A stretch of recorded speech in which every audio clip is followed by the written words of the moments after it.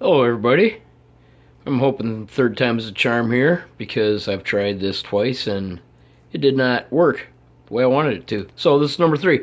So, anyways, get through this as quick as I can before I screw it up again. So this is the Mr. Aqua 12 long, and it was time to give an update just because it's really looking nice. So first of all, God bless America for Thin Mints. God bless America for the Girl Scouts.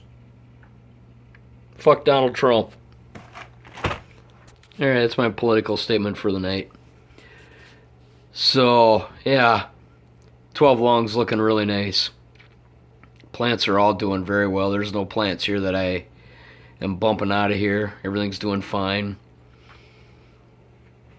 Pearlweed's taking off just like Chris from Chris's Fish Room said it would. And I seen his tanks and saw the pearlweed in his, and it's like, yeah, I gotta get me some of that. So yeah, that's really looking nice.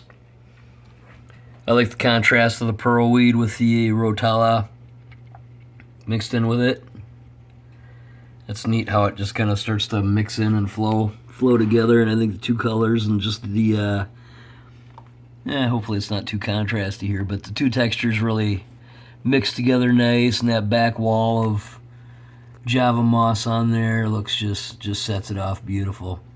So yeah, just happy accidents, just like any garden, aquatic or otherwise, outside, same type of deal, just happy accidents. Cover the feet and just, put things together that you think are going to look good together, and they probably will. I tell you, I followed no rules of anything here. It's just the only rule I try to follow is keep it random so it doesn't look like I followed a rule. I think that's worked out pretty good on this tank. I have a limited supply of plants. I can't just say I want this plant and go get it. The plants I have are the plants that I can get. So you work with what you got, which is mostly crypts and easy plants. Every once in a while you'll strike gold like that pearlweed. I mean, that was uncommon when I found it at the pet store. It was just a customer trade-in. So it was just a lucky find. But yeah, I mean, all this stuff is common, easy to grow, easy to find. That crypt balancing, I mean, that's maybe a little bit unusual, but look at that. I mean, grows like any other crypt, only nicer. Goes across the top like that. It's beautiful. You know what I've done with that? I planted it. I might have put a root tab in there when I first planted it, but that was a while ago, a few months ago. So yeah, she's just chugging away, doing her own thing there. Looks beautiful. So got some Bacopa, starting to get some immersed growth here. That's definitely immersed growth. It's gonna flower eventually. And that'll be cool. I thought it'd be kind of cool if some of this Bacopa starts to really throw out some immersed growth and kind of give me some interest up on top of the water. So yeah, all plants are doing fine. Fish are doing fine. Aggie there. God, he's beautiful. Not a mark on that fish. Just perfect. Saw a female Hansel go shooting past her. She don't usually come down this end of the tank. This is Aggie territory. So yeah, he's guarding the general area. I'd say from the end of the tank to that driftwood, the far driftwood on the left, is Aggie country. And this is everybody else down here pretty much, which is 3 Hansloys, a male and a couple females, and flagfish gets driven down here frequently. So since I've done this video so many times, I can't remember if I'm repeating myself or not, but like I say, this flagfish has been in and out of this tank just because he's aggressive. I think he chased a couple of pencil fish out of the tank. I found him laying in the corner a couple hours ago. He probably just did it today, but I suspect that he was chasing them. They just flipped out of the tank there. But like I say, if I'm repeating myself, I'm sorry. But he really kills the hair algae. Because if I take him out, after a week or two, that hair algae is just back, and then I'm fighting that battle. But I put him in, and a week after he's in, the tank looks like this.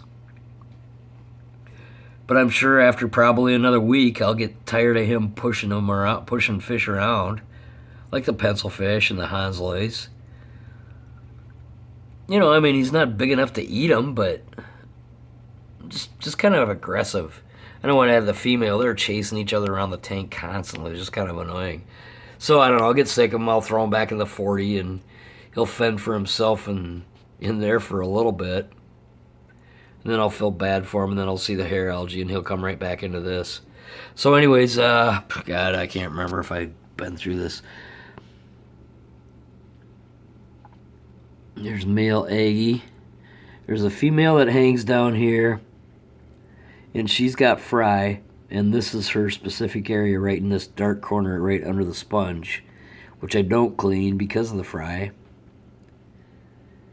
And so every once in a while you'll see a few popping out. They kind of hang right underneath her, and she keeps pretty close eye on them. That Otocinclus is about as close as anybody gets to this area. So yeah, I got high hopes for those fry. We'll see what happens. Nothing really that much more specific to talk about this tank, other than it's just doing really, really good. That Stowaway Rotala is doing really well. Java moss looks incredible. This is just cool how this turned into a Java moss wall. There's some petite Anubias nana in there, but for the most part it's just that pure Java moss wall, and that looks really cool. And so yeah, it's doing very well.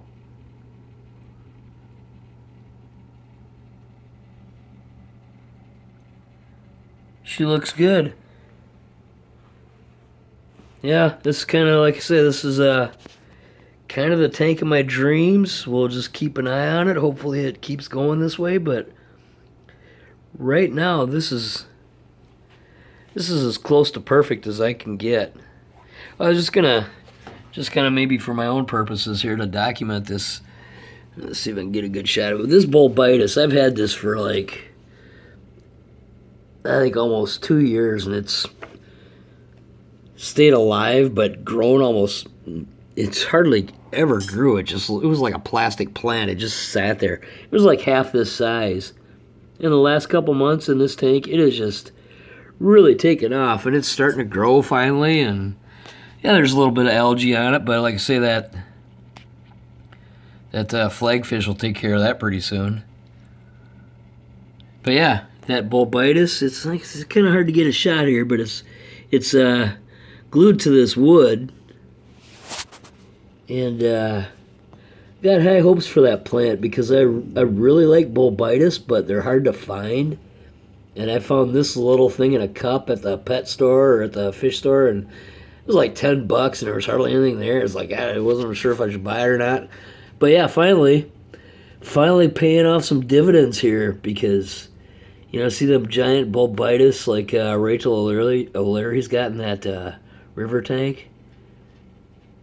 Jeez, I can only hope for something like that. So I'm kind of pushing my luck on time here for this video. Oh, gotta give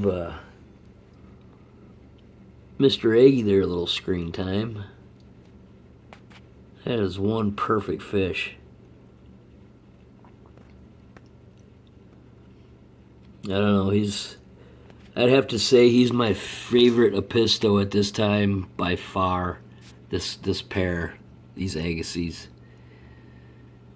I would not trade those fish for anything. They've had a couple of spawns.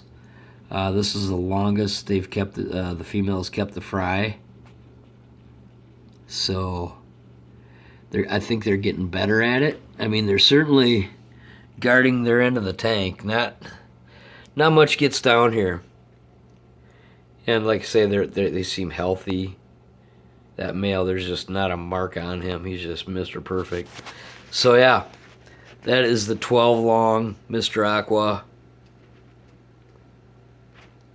And this tank is January, February. 2 months old. 3 months old. December. About the middle of December I set this up. January, February, March. So yeah. Looking good. As well as off over here. Tender's looking good. Overgrown like crazy. But we'll talk about that some other time. Hopefully maybe in the next couple nights. But that's looking good as well.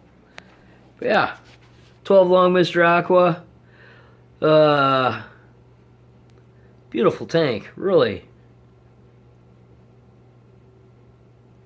Really a gorgeous tank. So that tank. Bucks Thin Mints. Can't go wrong. So God bless America. Thin Mints. Girl Scouts. And Mr. Aqua 12 longs. How's that? Oh yeah. Fuck you, Trump. Hope you liked the video. Thanks for watching.